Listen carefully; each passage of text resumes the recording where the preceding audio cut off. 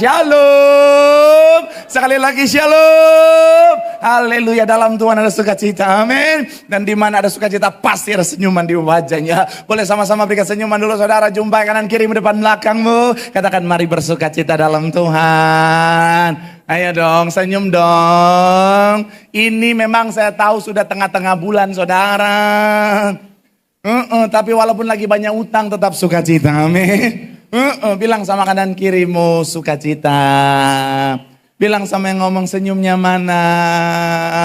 Bilang sama yang ngomong lu juga, jangan ngomong doang. Bilang sama yang ngomong itu baru anak Tuhan. Tepuk tangan dulu yang paling meriah buat Tuhan. Haleluya. Dan saya mau bilang saudara sekali lagi, sukacita kita bukan ditentukan oleh keadaan, tapi karena kita punya Tuhan yang setia dalam kehidupan setiap kita. Amin. Dan saya melihat semangat yang luar biasa dalam mencari Tuhan. Mau bilang saudara, orang yang setia, orang yang semangat cari Tuhan, janji Tuhan, hidupnya anak cucunya pasti diberkati Tuhan. Sekali lagi tepuk tangan yang paling meriah buat Tuhan. Sama-sama bilang sama saya, aku pasti diberkati Tuhan. Anak cucuku pasti diberkati Tuhan. Bilang kanan kirimu, kamu juga pasti diberkati Tuhan. Bilang sama yang ngomong, kamu luar biasa. Bilang sama yang ngomong, semangat. Tepuk tangan sekali lagi yang paling meriah buat Tuhan. Haleluya. Yuk langsung saudara yang boleh Alkitab, kita mau angkat Alkitab kita. Alkitab juga boleh, Alkitab juga boleh. Yang gak boleh Alkitab, angkat tangan juga boleh. Sama-sama dengan iman percaya kita, sama-sama kita katakan dalam nama Tuhan Yesus. Aku percaya Alkitab ini adalah firman Tuhan. Setiap kata kalimatnya sanggup memberkati aku. Dan hari ini aku pasti diubahkan, aku pasti dipulihkan dalam nama Tuhan Yesus. Sama-sama kita katakan. Yuk kita buka Alkitab kita, Ulangan pasal yang ke-8 ayatnya yang kedua jadi pembuka dan pengantar pembahasan kita saudara. Yuk yang sudah di sana Ulangan 8 ayatnya yang kedua boleh bilang aku diberkati Tuhan. Haleluya, sama-sama kita baca Alkitab kita. 3, ya, ingatlah kepada apa? Di padang gurun selama berapa? Dengan maksud merendahkan hatimu dan mencoba engkau untuk apa? Yani apakah engkau berpegang pada atau tidak? Bagian awal dikatakan apa? 3, iya. Ingatlah kepada seluruh perjalanan yang kau lakukan atas kehendak Tuhan Allahmu di padang gurun selama 40 tahun ini. Tahan sampai di sana. Saya mau bilang saudara, bicara tentang masa padang gurun, saya percaya saudara dan saya punya pemahaman yang sama. Ini bicara tentang masa-masa sukar, ini bicara tentang masa-masa yang berat, masa kekeringan, masa-masa yang tidak mudah. Bahkan seringkali ketika saudara dan saya ada di masa ini, kita berpikir bahwa Tuhan yang kita sembah adalah Tuhan yang diam, dia tidak melakukan apa-apa saudara. Dan saya mau bilang saudara, masa-masa sukar, masa padang gurun bisa terjadi kepada siapa saja. Jangan saudara pikir karena saudara rajin gereja, karena saudara anak Tuhan, karena saudara rajin pakai kalung salib, anting salib, tinggal di salib yang belum saudara. Terus kemudian bisa bebas dari yang namanya masa padang gurun. Tokoh-tokoh dalam Alkitab pun mereka ngalamin yang namanya masa padang gurun. Dan kalau kita evaluasi hari-hari ini saudara, ada banyak orang ngalamin masa padang gurun saudara. Waktu masuk awal tahun 2025, ketika survei dilakukan tahun 2024 akhir saudara, Indonesia jadi negara paling optimis menyambut tahun 2025 saudara. Di saat yang lain saudara, negara-negara lain saudara, bangsa-bangsa lain ketakutan, mereka cemas, Indonesia menjadi negara paling optimis. Saya nggak tahu mereka tahu atau tidak keadaannya seperti apa saudara. Mungkin ketika tanya gimana, optimis, haleluya.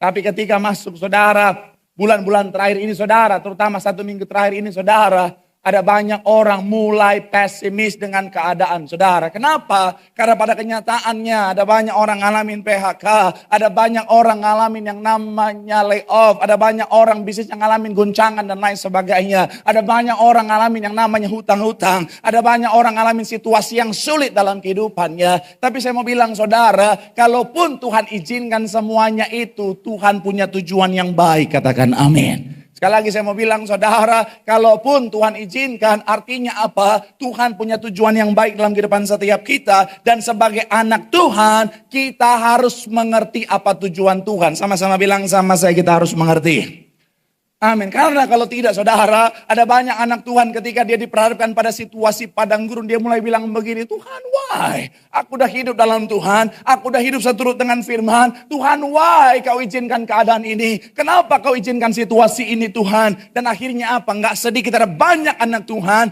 jadi negatif thinking sama Tuhan, jadi kecewa sama Tuhan, dan yang berbahaya sampai ninggalin Tuhan. Saya mau bilang saudara, kita harus mengerti, sama-sama bilang sama saya sekali lagi, saya harus mengerti. Bilang kanan kirimu, kita harus mengerti. Amin. Dan hari ini kita akan sama-sama membahas saudara, apa tujuan Tuhan mengizinkan masa padang gurun. Sama-sama bilang sama saya tujuan Tuhan. Sama-sama bilang sama saya masa padang gurun. Amin. Doa saya melalui firman Tuhan hari ini, saudara dan saya akan punya pengertian yang benar, sehingga kita kuat melewati masa-masa padang gurun, masa-masa sukar. Dan bersama dengan Tuhan kita mencapai apa yang sudah Tuhan sediakan. Tepuk tangan dulu yang paling meriah buat Tuhan. Haleluya. So, apa tujuan Tuhan mengizinkan saudara dan saya melewati masa-masa sukar atau mengalami masa padang gurun? Yang pertama saya mencatat adalah untuk membuat kita mengenal Tuhan. Sama-sama bilang sama saya mengenal Tuhan. Sama-sama bilang sama saya mengenal Tuhan. Amin. Kita buka Keluaran 12 ayat 40. Yuk sama-sama kita baca. Keluaran pasal yang ke-12 ayatnya yang ke-40. Sama-sama yang sudah di sana boleh bilang aku diberkati. 3, ya, lamanya adalah 430. Sekali lagi, lamanya orang Israel diam di Mesir adalah apa? Kalau saudara baca kitab Kejadian, Tuhan bilang sama Abraham bahwa sebenarnya harusnya mereka itu 400 tahun. Tapi kenapa ada plus 30 tahun? Itu karena saudara dan saya tahu di mana ada saat di mana Musa mengandalkan kekuatannya, akhirnya saudara jadi delay tambah 30 tahun. Tapi bicara tentang 400 tahun lebih ini saudara, selama 400 tahun lebih ini mereka ada di Mesir saudara, diperbudakan di Mesir saudara, ternyata ada generasi-generasi bawah yang sudah tidak lagi mengenal Allah Yahweh saudara. Mereka tidak lagi mengenal Allah Yahweh, yang mereka lebih kenal adalah dewa-dewanya orang Mesir saudara, yang mereka kenal adalah sesembahannya orang Mesir. Akhirnya apa? Bicara tentang padang gurun, salah satu yang menjadi tujuan Tuhan adalah supaya mereka mengenal Allah. Sama-sama sekali lagi bilang sama saya mengenal Allah. Amin. Makanya dalam Keluaran 13, 21, 22 bilang begini saudara, sama-sama. 3, ya, Tuhan berjalan di depan mereka pada siang hari dalam tiang awan untuk menuntun mereka di jalan, dan pada waktu malam untuk menerangi mereka sehingga mereka dapat berjalan apa? Siang dan malam. 22 dikatakan apa saudara? Dengan tidak beralih. Sama-sama bilang sama saya setia. Amin. Tiang awan itu tetap ada pada siang hari dan tiang api pada apa? Di depan bangsa. Sekali lagi ayat 21 bagian awal dikatakan apa? Tuhan berjalan di depan. Saya mau bilang saudara, siang malam Tuhan menemani mereka, berjalan di depan mereka. Kenapa? Karena Tuhan mau mereka mengenal Tuhan secara pribadi. Sama-sama bilang sama saya mengenal Tuhan.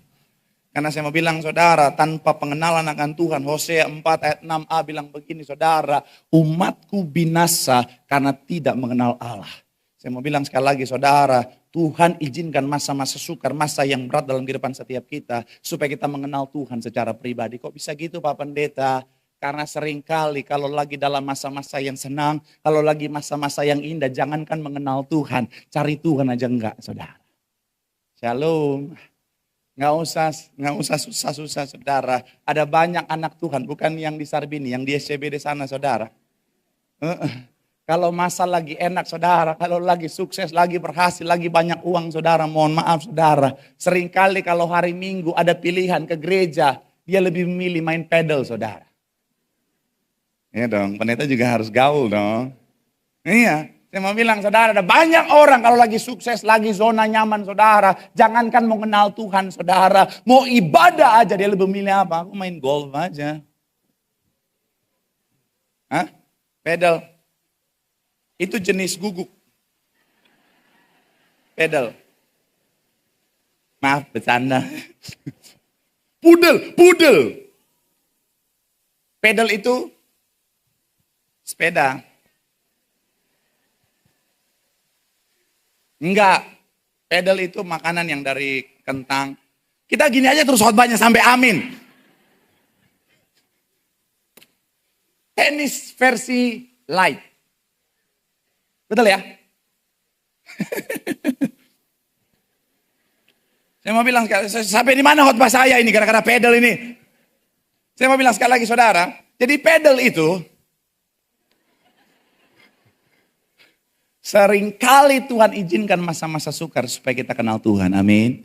Karena sekali lagi saya mau bilang saudara, kalau hidup nyaman-nyaman terus kadang-kadang ada banyak orang lupa Tuhan dalam kehidupannya. Dan makanya akhirnya seringkali Tuhan bisa buat saudara dan saya ngelewatin masa-masa padang gurun, masa-masa yang berat. Supaya di masa-masa itulah kita mengenal Tuhan, katakan amin.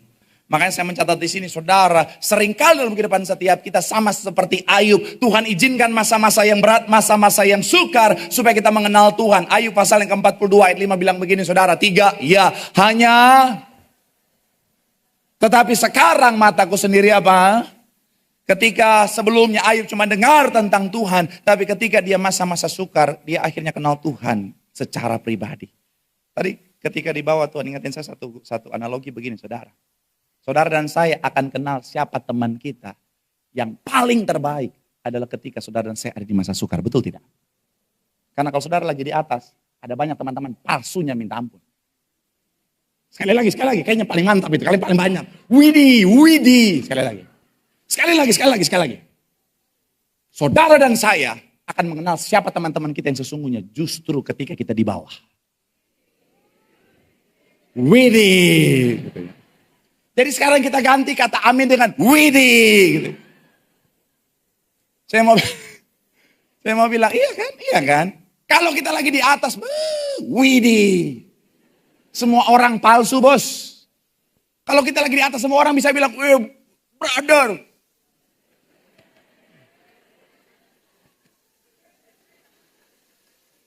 Kalau kita lagi di atas, bestie. Aduh Jeng, aku tuh dukung kamu banget. Coba kita di bawah. Siapa ya? Iya kan?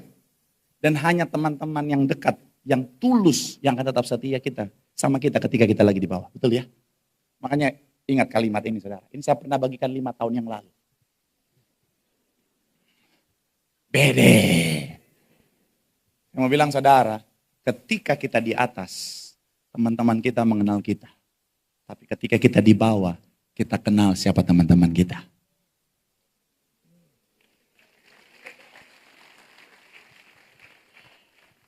Dan ketika Tuhan izinkan saudara lagi dalam masa sukar, semua meninggalkanmu, kau akan tahu, kau akan kenal. Hanya Tuhan yang setia bersama denganmu. Tepuk tangan yang paling meriah buat Tuhan. Bilang sama kanan kirimu masa-masa sukar. Tuhan izinkan. Supaya kita mengenal Tuhan lebih lagi. Tepuk tangan yang paling meriah buat Tuhan. Haleluya. Yang kedua, apa tujuan Tuhan mengizinkan masa-masa padang gurun? Yang kedua, masa-masa sukar untuk menguji dan membentuk iman kita. Sama-sama bilang sama saya menguji. Sama-sama bilang sama saya membentuk iman kita. Amin. Ulangan 8 ayat yang kedua. Sama-sama kita baca sekali lagi saudara. Yuk, ulangan 8 ayat yang kedua. 3, iya. Ingatlah kepada apa? Dengan maksud merendahkan hatimu dan mencoba engkau untuk apa? Mengetahui apa yang ya ini apakah engkau berpegang pada perintahnya atau apa? Sama-sama sekali lagi bilang sama saya menguji iman. Amin. Saya mencatat di sini saudara, iman seringkali diuji saudara oleh Tuhan dan seringkali diuji dengan masa-masa sukar. Martin Luther bilang begini saudara, penderitaan menguji iman dan melalui ujian itulah iman menjadi kuat. Sekali lagi saudara, penderitaan menguji iman dan melalui ujian itulah iman menjadi kuat. Rick Warren bilang begini saudara, iman itu seperti otot, dia bertambah kuat ketika dilatih dan diuji. Saya mau bilang saudara, seringkali Tuhan izinkan masa-masa yang berat, masa-masa yang sukar dalam kehidupan setiap kita. Kenapa? Karena yang Tuhan mau bentuk, yang Tuhan mau uji adalah bicara tentang iman kita saudara. Kenapa? Karena dalam kondisi itulah, dalam situasi yang berat itulah, iman kita jadi semakin hari semakin kuat. Katakan amin saudara. Karena saya mau bilang saudara, kalau dalam zona nyaman seringkali nggak ada pertumbuhan di sana saudara. Justru dalam situasi yang sulit, dalam situasi yang beratlah iman kita semakin dikuatkan. Ketika kita ngalamin hantaman demi hantaman, iman kita semakin dikuatkan di sana. Bahkan kalau saudara ingat bicara tentang masa-masa padang gurun, ini bicara tentang masa-masa yang tidak mudah dan seringkali diperhadapkan pada ketiadaan. Mereka belum lihat berkat dan janji Tuhan, itu masih jauh di sana. Tapi di saat itulah, dalam ketiadaan itulah iman mereka justru dibangkitkan. Kalau saudara lihat baru saudara percaya, itu bukan beriman, itu bisa jadi pembukti. Memang orang kalau gaji udah habis memang.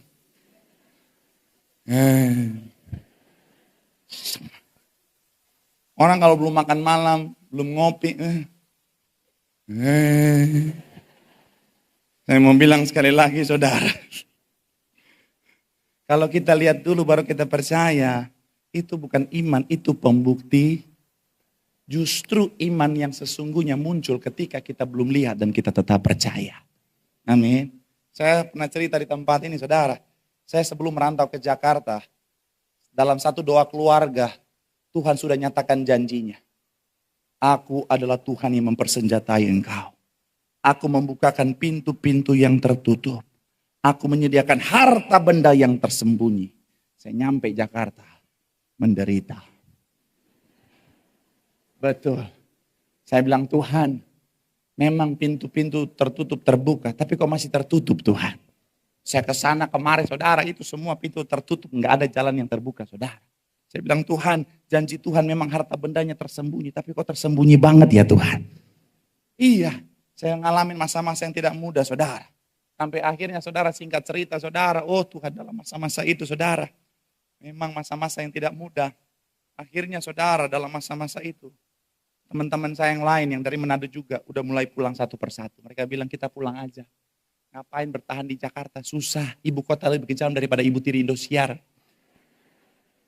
Kita pulang aja, udah kita pulang aja. Iya. Kita nyanyi-nyanyi waktu itu di kos-kosan sama kayak anak itu nyanyi-nyanyi sekarang. Oh iya, ku tak sanggup. Gitu. Iya. Akhirnya singkat cerita saudara, teman-teman saya udah pulang, dia bilang ayo kita pulang aja, lu ngapain susah di sini. Jadi PNS aja kita di Manado. Iya, soalnya kalau di Manado masih bisa ada chance PNS. PNS itu adalah profesi yang menjadi idaman mertua. Kalau bilang PNS, wow, anakku terjamin seumur hidup, asik. Saya pikir, oh Tuhan, mereka udah pada pulang satu persatu saudara. Tapi saya bilang enggak, ada janji Tuhan yang sudah Tuhan sediakan. Mereka udah pulang, mereka tinggalkan satu lagu pujian yang dibawakan oleh Tanto Yahya. Pulang Jo. Pulang Jo. Jangan lanjut, itu lagu rohana saudara. Tapi tetap saya bilang, tidak. Aku percaya janji Tuhan pasti.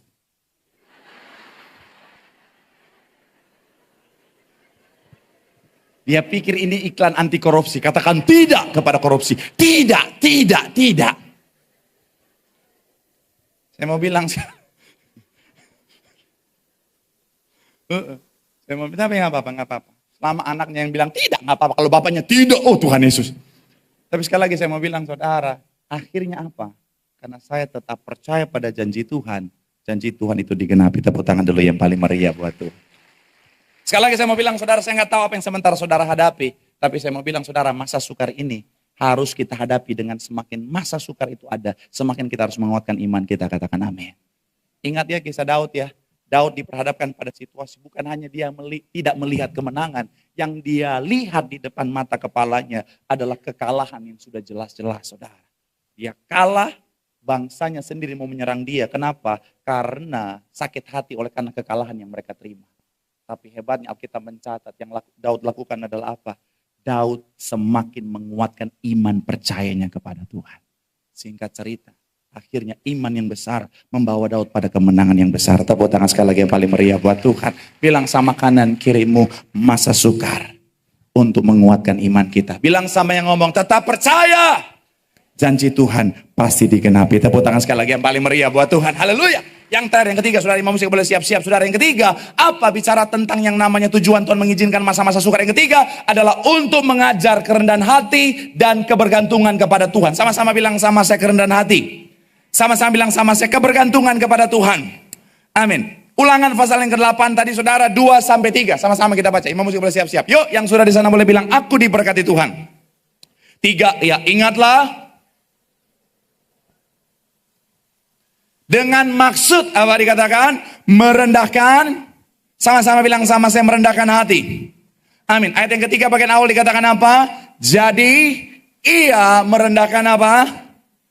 Membiarkan engkau lapar dan memberi engkau makan mana yang tidak kau kenal. Dan yang juga apa? untuk membuat engkau mengerti bahwa apa? Manusia hidup bukan dari roti saja, tetapi manusia hidup dari segala yang diucapkan. Ayat yang selanjutnya saudara, Keluaran 16 ayat 4, ayat terakhir kita saudara. Keluaran pasal yang ke-16 ayat 4 dikatakan apa? 3, ya.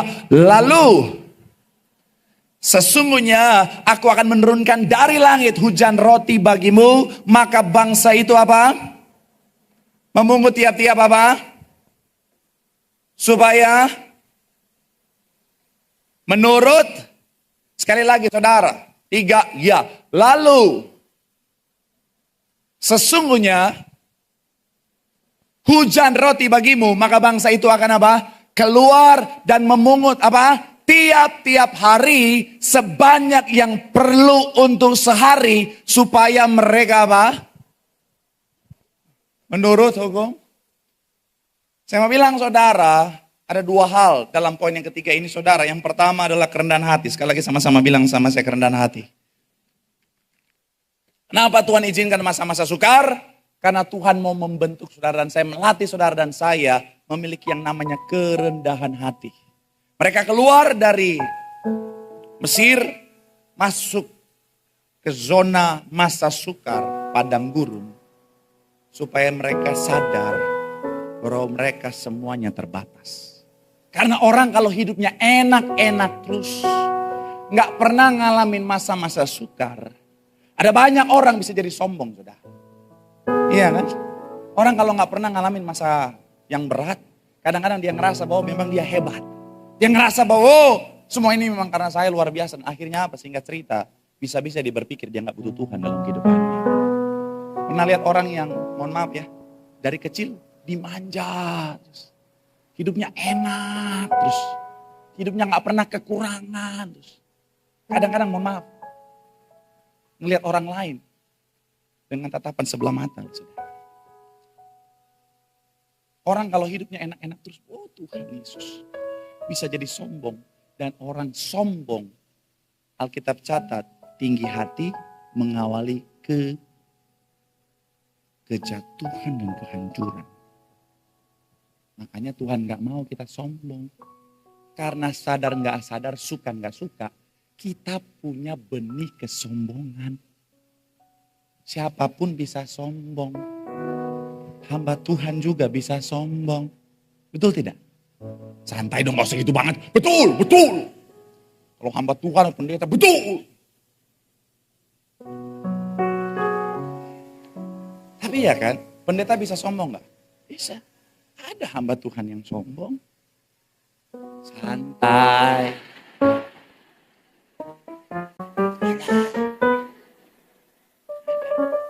Hamba Tuhan yang sombong ada. Karena udah sukses, udah terkenal, udah Tuhan Yesus. Jalannya aja, Tuhan dagu diangkat, lubang hidung ke langit. Tuhan Yesus. Iya kan? Iya, hamba Tuhan sombong ada. Pelayan mimbar yang sombong ada. Saya pernah WL zaman dulu, Tuhan ada gitaris sombongnya bukan main. Lagi penyembahan. Ku berikan hatiku. Gue tahu lu jago banget, tapi gak gitu juga.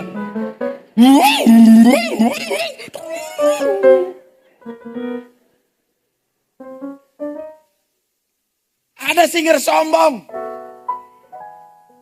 Saya WL, zaman saya WL. Suara saya kan WL pas-pasan ya, saya ngerti itu ya. WL kasih karunia ya. Pas nyanyi, singer kan ngebantu WL. Saya nyanyi kan. Haleluya. Dia di belakang.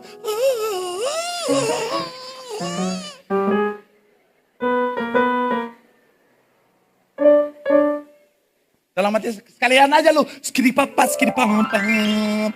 Tompi. Ada. Pendeta sombong ada. Pelayan mimbar sombong ada. Jemaat sombong banyak. Balas dendam. Tidak semudah itu Ferguson. Tapi iya. Setiap orang tuh punya kesombongan. Cuman levelnya yang beda-beda. Makanya Tuhan izinkan proses. kalau nggak pernah lewat proses, ada banyak orang jadi sombong bukan main. Dan saya mau bilang, saya jujur, saya pendeta yang apa adanya. Saya pun kalau nggak pernah diproses sama Tuhan, bisa jadi pendeta yang sombong, saudara. Betul. Kalau saya sampai Jakarta langsung sukses, langsung dipercayakan jadi pendeta di mimbar ini, saudara. Bisa sombong, saudara. Biasa-biasa aja. Tapi betul, bisa sombong. Tapi puji Tuhan, ada proses. Sekarang dengan sekarang hati saudara, maksudnya kayak sekarang gitu ya, pendeta industri misalnya saudara ya. Iya, maksudnya kerasa gitu kemana-mana gitu saudara. Gitu-gitu. Oh Tuhan, kayak kemarin ketemu orang, minta foto aja, orang lain minta foto, apa foto? Minta foto. Lalu saya, oh ada orang ulat bulu itu orang. Minta. Iya, tapi saya tetap, oh ya mari silakan. Enggak saya, enyah dari hadapanku Amira, enggak pernah ada. Iya Tuhan, enggak ada toh. Tetap iya mari, walaupun kadang-kadang mohon maaf yang ngeselin. Minta foto, udah foto. Pak lagi Pak kayak gini Pak, oke gini, oke. Pak gini Pak, oke gini Pak. Pak gini, oke. Yuk kita pre-wedding aja yuk, kita tunjuk-tunjuk lagi.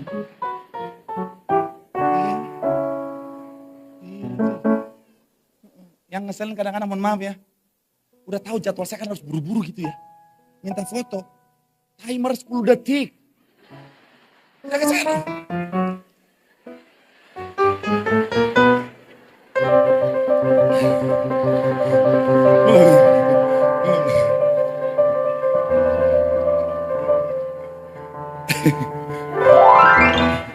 tunggu 10 detik. Udah 10 detik dia, Pak sekali lagi. Cuma ya udahlah, gak rendah hati. Tapi mau sombong gak bisa. Karena saya sadar siapa saya dulu. Saya pernah contohkan, saya laki-laki yang pernah duduk di depan Balai Sarbini jam 3 subuh, gak punya uang, gak punya apa-apa. Mau tunggu busway jam 6 sore. Gak dilihat sama orang duduk di depan, nungguin aja, nunggu pagi. Duduk di tangga depan. Tangan diinjak orang, saudara. Saking gak dilihat. Sampai, oh Tuhan, orang lain minta maaf. Dia bilang, rakyat jelata. Oh darah Yesus. Ini cerita sedih, kenapa saudara ketawa ya? Oh Tuhan. Oh Tuhan. Tapi puji Tuhan, Tuhan berkati punya kendaraan Supra geter, saudara. Itu Supra, pokoknya kalau ada jalan rusak itu satu bodi getar. Oh Tuhan. Tapi kan selalu naik. Akhirnya Tuhan berkati motor Tiger 2000 sudah. Itu motor tua yang kalau saudara starter kaki udah patah belum nyala itu motor. Nah, itu. Mana tuh motor berat banget lagi saudara. Itu motor berat banget. Saudara yang punya bodoh Tuhan. Saya dulu kosan di Olimo. Dekat Mangga Besar, Olimo. Iya, daerah kota. S2 pertama saya ngambil Jatinegara. Kadang-kadang saking gak ada uangnya, kadang-kadang habis bensin tuh motor Tiger 2000 beratnya minta ampun. Kalau masih dorong jalan otista tuh masih kuat, saudara. Biasa aja. Jalan serta Yesus. Pas tanjakan Cawang, oh Tuhan Yesus.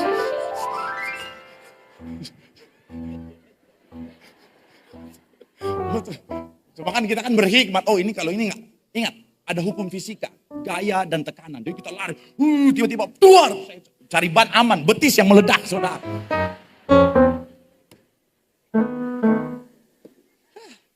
Saya pikir saudara orang baik loh, saya lagi curhat itu.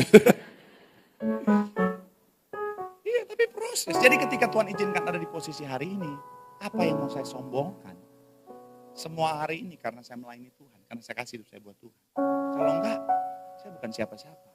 Jadi proses itulah yang menyerahkan saya untuk tetap rendah hati. Kemudian, kerendahan hati dan kebergantungan. Saudara ingat, bangsa ini Tuhan izinkan. Mereka Tuhan sediakan roti mana. Tapi harian sistemnya.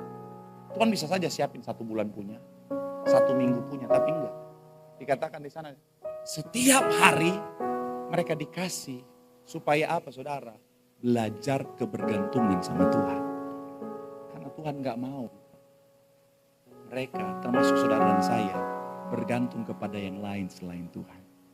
Tapi mohon maaf, pada kenyataannya ada banyak orang Kristen ketika hadapi masalah, tantangan, persoalan, yang muncul pertama kali dalam pikirannya bukan Tuhan, tapi teman, koneksi, jabatan, kekayaan.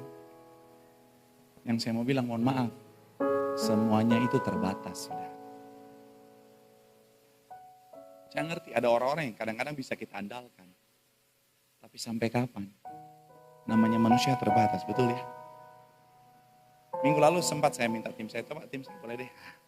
Biar dia maju lagi. Biar dia nggak gabut hari ini. Saudara yang nggak hadir minggu lalu, saudara pasti belum tahu ini. Oke. Ya, dia adalah tim saya, saudara, dan tolong jangan ketahuin ini udah fitness, saudara, oke? Hargai dia udah daftar ya, oke? Walaupun nggak pernah fitness ya, tapi daftar aja. Sekali lagi saya mau bilang, saudara, dia bisa diandalkan. Contohnya seperti minggu lalu kan.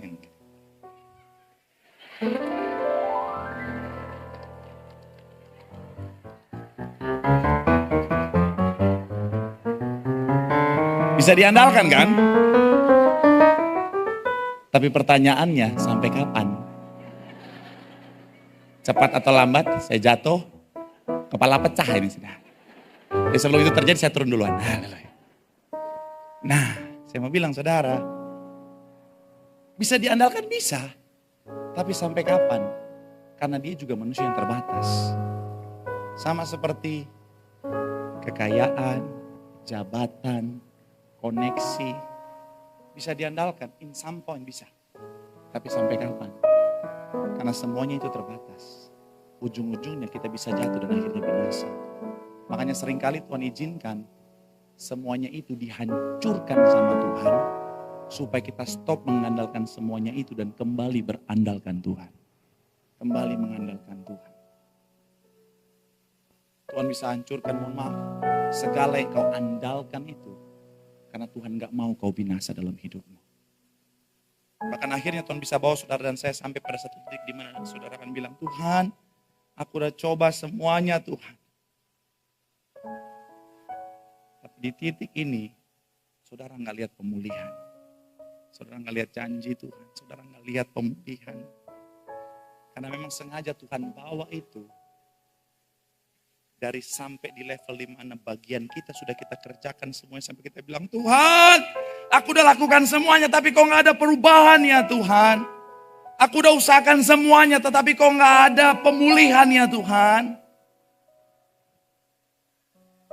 Sampai kita menangis seperti anak itu, saudara.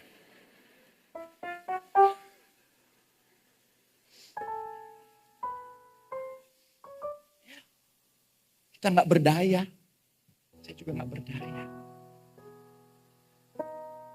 Tapi supaya sama seperti apa yang disampaikan oleh Charles Spurgeon, dia bilang begini, saudara. Ketika Anda sampai pada akhir diri sendiri, Anda baru sampai pada awalnya Tuhan. Maksudnya gini, saudara. Ketika kita udah menyerah, udah lakukan semua yang kita bisa, tetapi ternyata masih belum lihat jalan keluar. Sebenarnya Tuhan izinkan itu supaya apa? Kita bilang, Tuhan, aku berserah kepadamu. Saat itulah saudara akan melihat Tuhan bertindak. Kita akan masuk pada awal yang baru, yaitu bicara tentang apa bagiannya Tuhan. Dan ini sejalan juga dengan apa yang disampaikan oleh C.S. Lewis. Dia bilang begini, saudara. Tuhan seringkali membawa kita ke ujung kemampuan kita sendiri, agar kita belajar bahwa kekuatan sejati berasal darinya.